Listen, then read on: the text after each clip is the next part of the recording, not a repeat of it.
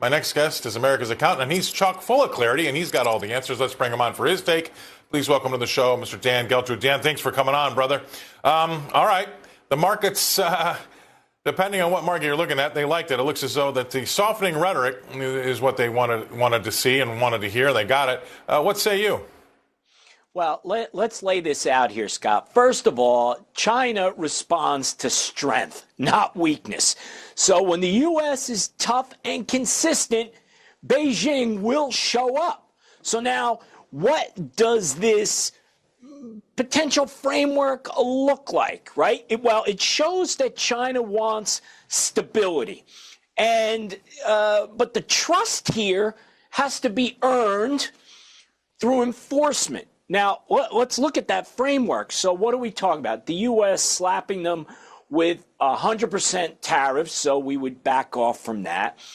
Then China would commit to significant agricultural purchases.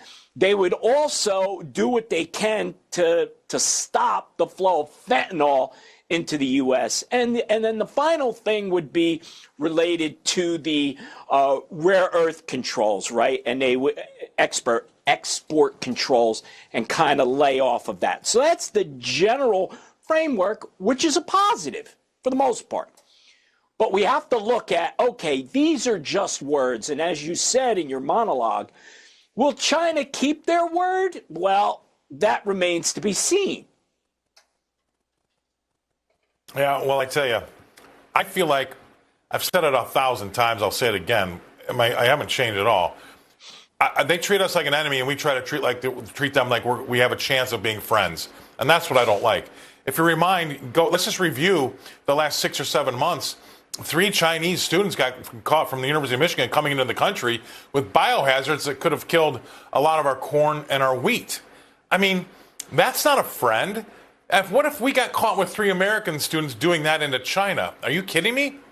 And then about 6 or 7 weeks ago, I think we were in Geneva. We were actually meeting with them face to face. I'm not sure it was Geneva or not, but I think it was. And while we were sitting with them over the weekend, face to face, they moved a lot of their sorghum business, all of it from the U.S. to South America. And they've invested heavily in South America, billions of dollars in infrastructure, building ports, getting ready to use all of Brazil's soybeans.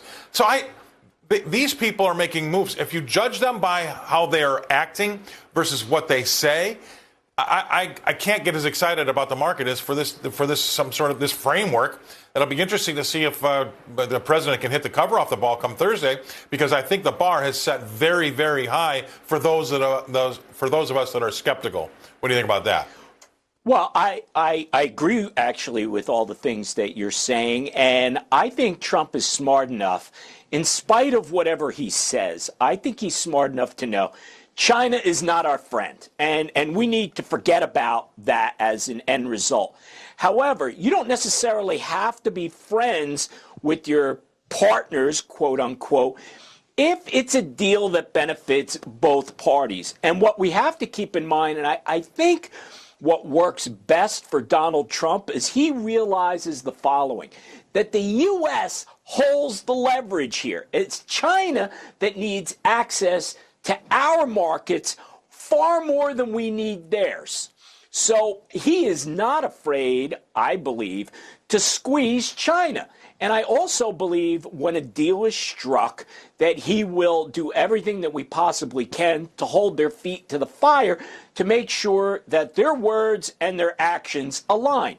Now, if they don't, I have no doubt that Donald Trump will pull back, start slapping on the tariffs, and we start over again. So the only way anything is going to happen here, Scott, is that China has to know we're not bluffing, that we understand we have the leverage, and we're going to use our strength to get a fair deal, but one that they're going to have to comply with. Now, what happens in the future with a new president, new Congress, or whatever, who knows? But we can only deal with the cards we have to play with today.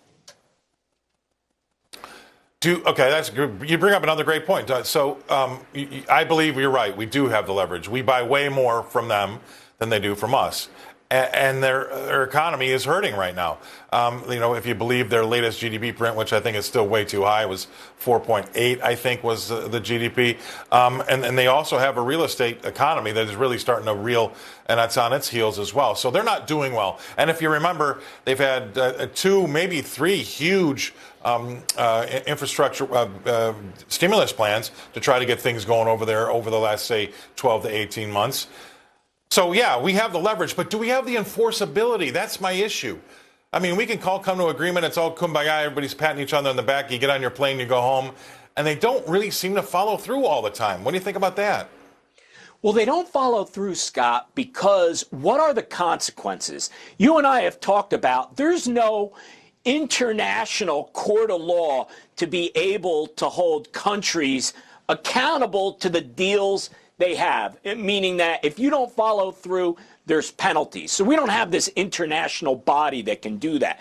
What we do have is our economic leverage, and we have to show the Chinese that we're willing to do that. So we start with the carrot, but we will quickly turn to the stick if they're going to go sideways on these deals. And I have no doubt, Scott, no matter what deal that we may cut with them, that they will push the limits and see what they can get away with. If we hold them accountable, I don't want to say I'm optimistic, but I think we at least have a chance of having a deal that could stick. Well, I mean, you're right. At the end of the day, I'm not here to slash and burn and take the whole thing to the ground. You need to have the 2 largest economies in the world. Hopefully we can get along at some level, right? But it's just not going to be perfect. And I wouldn't want to get too overexcited about a quote-unquote framework of a deal. Hopefully the bar hasn't been set so high that that things are disappointing come Friday or whatever. We get the news about what's been happening with that deal. But, well, it's just one of those things. I hate to say it, but it's a wait and see. And even after it's done, it's still a wait and see because we have to make sure that they come through on what they say they're going to do. Dan? Great stuff as usual. Super content. We'll see you again next week. Thanks for being on the show. Can't wait to see what you've got to tell us then. Dan Geltrude coming to us from Nutley, New Jersey. He's